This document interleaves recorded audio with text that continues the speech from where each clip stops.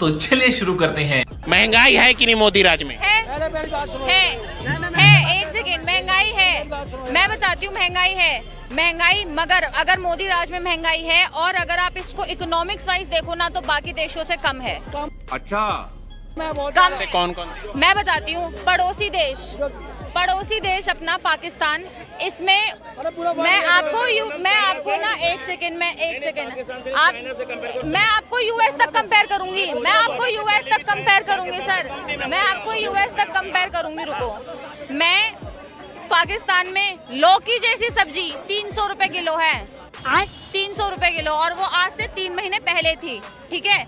वहाँ पे पेट्रोल 250 रुपए लीटर मिलता है।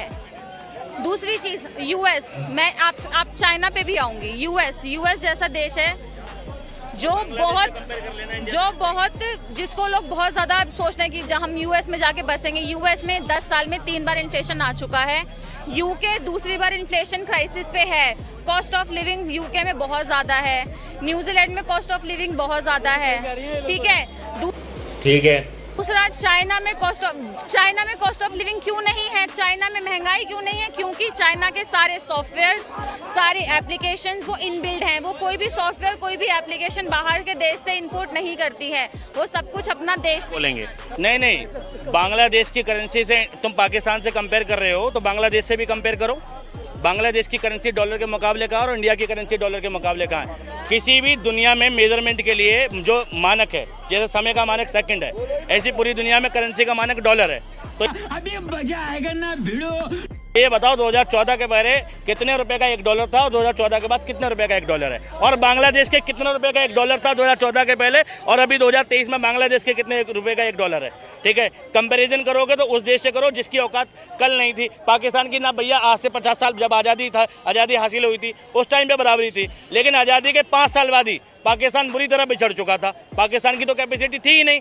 चाइना से कंपेयर करो, बात तो सही है। कंपेयर कर रहे हो बांग्लादेश से करो, बांग्लादेश की भी नहीं थी लेकिन आज बांग्लादेश उभर गया। इंडिया की करेंसी से ज्यादा मजबूत हो रही है, छोटा सा देश है, ठीक है भाई, कुछ ना कुछ तो नीति होगी। अब ये बताओ, डेमोक्रेसी के मामले, करप्शन के मामले में देख रहा था मैं, भारत की जो करप्शन के मामले में रैंकिंग थी वो 78 थी, अभी 83 हो गई, ठीक है। मोस्ट करप्टेड कंट्री में आ रहा है हमारा, ठीक है। ये कह रहे हैं कि भैया डंका बज रहा है। भाई आंकड़े नहीं रखोगे, मीडिया पे सिर्फ तारीफें सुनोगे तो तुम्हारे पास गलत ही इन्फॉर्मेशन आएगी। ये बात कर रहे हैं बांग्लादेश की, चलो ये बात करें पाकिस्तान की। पाकिस्तान आज से 50 साल पहले भी नहीं था, अभी भी नहीं है। यूएस जैसा देश, यूके जैसा देश, कनाडा जैसा देश आज से 50 साल पहले बहुत अच्छा था। और आज वो गरीब नहीं, बहुत ज्यादा गरीब हो गया है, ठीक है। आप वहाँ पे ये नॉलेज अच्छी है, ये नॉलेज वहाँ पे आप ये नॉलेज ना सर, मैं बताती हूँ, आप ये नॉलेज रखोगे तो आपको बहुत। इकोनॉमी है यूएस की, आपकी यूएसए की जो इकोनॉमी है कितने ट्रिलियन की है? इकोनॉमी का मेरे को आइडिया नहीं है, मैं जो चीज़ नहीं पता वो चीज़ मैं गलत नहीं बोलूँगी। अमेरिका की जो इकोनॉमी है वो 28 ट्रिलियन की है, ठीक। इंडिया की जो अभी 3 ट्रिलियन पे है, ठीक। तो आप कह रहे हो कि इंडिया वो यूएस पिछड़ गया, तो भैया यूएस की इकोनॉमी 28 ट्रिलियन और चाइना की 19 ट्रिलियन और इंडिया की 3 ट्रिलियन, कौन पिछड़ गया बताओ इकोनॉमी के मामले में? और सुनो, इकोनॉमी में छोड़ो, पर कैपिटा इनकम में यूएस की जो पर कैपिटा इनकम है प्रति व्यक्ति आए, ठीक है, विकसित देशों में उसकी 7वीं नंबर की पर कैपिटा इनकम है। इंडिया की 117वीं नंबर की पर कैपिटा इनकम है। इंडिया यूएस के बराबर ही पहुंच गया। मैडम सच जानो, सच, ठीक है। आप तारीफ करो, किसी के समर्थक बनो, विरोधक बनो, अलग बात है। पहले कहाँ था इंडिया? आज से 50 साल पहले कहाँ था? आज से 50 साल पहले इंडिया की पर कैपिटल इनकम कितनी थी और यूएस की पर कैपिटल इनकम कितनी थी? जब इंडिया आज़ाद हुआ, ठीक है, इंडिया वाज पुअर, लेकिन इंडिया की जो इकोनॉमी थी वो 6ठी लार्जेस्ट इकोनॉमी थी उस टाइम पे भी, इस आज़ादी के टाइम पे। जब भारत आज़ाद हुआ, जब 6ठी बड़ी इकोनॉमी था, ठीक है, आज 5वीं में पहुंचने वाला है, लेकिन गरीब था उस टाइम पर भी। और 91 में ऐसी स्थिति आ गई थी भारत की, अकाल वकाल पड़े थे, ठीक है। इंडिया की इकोनॉमी क्लोज इकोनॉमी होती थी। 91 में ऐसी स्थिति आ गई थी कि 3-4 दिन का पैसा था, 145 नंबर पे थी इकोनॉमी। मनमोहन ने उस इकोनॉमी को 10वें नंबर पे पहुंचाया था। 2014 में जब मोदी जी को सौंपी थी तो इंडिया की रैंकिंग 10th थी और 1991 में 145 थी और मोदी जी 10वें से 5वें पे लाए और मनमोहन सिंह 145 से 10वें पे लाए। तो बताओ काम किसने ज़्यादा किया, मनमोहन ने या मोदी ने? तो वो 10वें से दोबारा जीरो पे ही लाएंगे ना, वो 10वें से जीरो पे ही तो लाएंगे। 10वें मोदी 10 से जीरो पे लाएंगे ना, वो 10 से 145 पे ले जाके फिर से जीरो पे लाएंगे। 10 पे लाने वाला ज्यादा काम कर रहा है या 10 से 5 पे लाने वाला ज्यादा काम? अरे 145 से 10 पे लाने के लिए मार्जिन भी तो था। नहीं। एक सेकेंड सर, आपके पास 20 लाख रुपए हो, ठीक, आप 50 लाख जल्दी बना लोगे या आप पर कुछ ना हो तब 20 लाख जल्दी बना लोगे? एक गरीब आदमी गरीबी से उभरने में टाइम लगाता है, लेकिन एक बार वो अमीर हो जाए ना तो वो बहुत अमीर हो ही जाता है। ये बड़ी अच्छी बात कही आप। जब तक देश की इकोनॉमी 1 ट्रिलियन इकोनॉमी नहीं बनी थी तब तक देश के लिए चुनौती थथी कि कैसे ट्रिलियन में पहुंचा जाए। लेकिन जिस वक्त 1 ट्रिलियन हो गई ना, 1 ट्रिलियन हो गई थी 2007 में, और 2 ट्रिलियन पता कब हो गई थी? 5 साल बाद ही हो गई थी। तो 1991 ठीक से आने में 1 ट्रिलियन आने में 2007, देखो कितना समय लगा, 17 साल। और 2007 में पॉपुलेशन क्या थी, 2023 में पॉपुलेशन क्या है?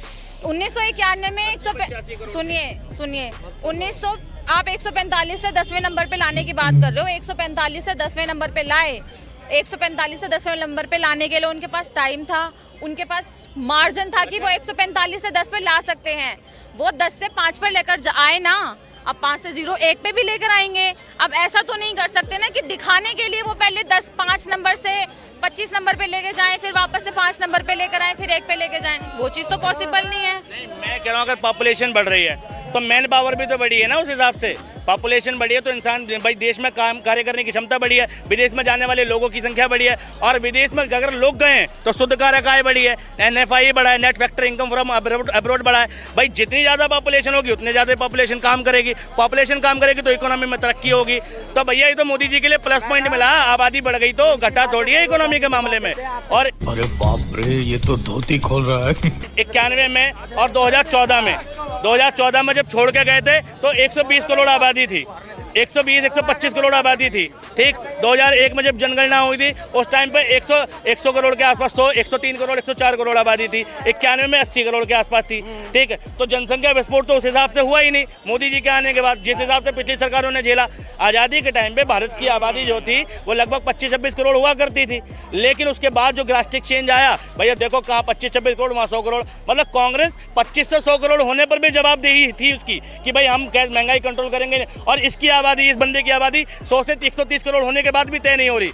मतलब रीजन, पब्लिक रीजन क्या दे रही, आबादी बढ़ गई।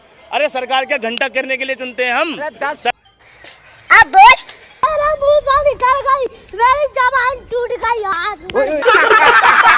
देखिए, अगर कांग्रेस मोदी जी की तरह रोना रोती कि 70 साल कुछ नहीं हुआ, तो कांग्रेस के पास रोने के लिए 200 साल थे अंग्रेजों के, ठीक है, कि 200 साल अंग्रेजों ने शासन किया जी, देश लूट लिया, कुछ नहीं, हम क्या करें, हम क्या करें, हम क्या करें। ऐसा नहीं किया कांग्रेस ने। कांग्रेस ने ये कहा कि चुनौती है, हम लड़ेंगे, तरक्की करी, डेवलपमेंट किया। अगर कांग्रेस रोती तो 200 साल रोती, ना तुम्हें मेट्रो मिलती, ना सड़क मिलती, ना मॉल मिलते, ना इंफ्रास्ट्रक्चर मिलता, कुछ भी नहीं मिलता। बात तो सही है।